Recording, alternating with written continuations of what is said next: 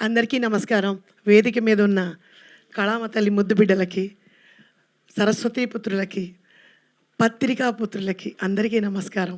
అందరినీ పుత్రులతో సమానంగా చూశాను. నాకన్నా చిన్న బిడ్డలు మీరందరూ.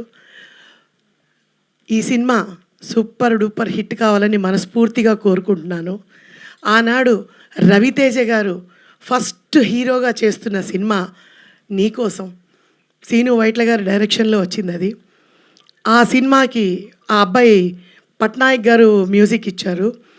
రవితేజ గారి ఫస్ట్ హీరోగా అయిన సినిమాలో నేను కూడా ఉన్నాను, హాస్టల్ వార్డెన్గా. సో అది సూపర్ డూపర్ హిట్ అయింది. ఆ రవితేజ గారిని ప్రాణానికి ప్రాణంగా ప్రేమించే మా అమర్ ఈ సినిమాలో నటించాడు. ఈ సినిమాలో వాడికి నేను నాయనమ్మగా నా అదృష్టం మా శ్రీదేవి డ్రామా కంపెనీలో చూసి మా నాయుడు నన్ను సెలెక్ట్ చేయడం జరిగింది. చాలా ఆనందం. అలాగే ప్రొడ్యూసర్ గారు ఏమీ అడ్డు చెప్పకుండా కళామ తల్లికి నన్ను దగ్గర చేసి ఈ ఆనందాన్ని పంచుకునే అవకాశం ఇచ్చారు. ఈ సూపర్ హిట్ల మధ్య ఈ సినిమా కూడా ఆ భగవంతుడి దయ వల్ల సూపర్ డూపర్ హిట్ కావాలని మనసా వాచ కర్మేణ అనుకుంటున్నాను. భగవంతుడికి తెలుసు ఏది ఏది మంచో ఏది ఏది చెడో అని.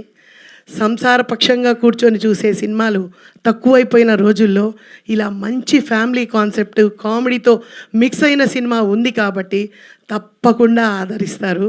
అసలు నా మనవడు మామూలుగా కాదు, తిరిగి తిరిగి తిరిగి తిరిగి అసలు మా ఇంట్లో వాళ్ళైతే సుమతి శతకం తప్పితే రీల్ వేరే రాదా, ఇన్స్టాలో రాదా అని అడుగుతున్నారు.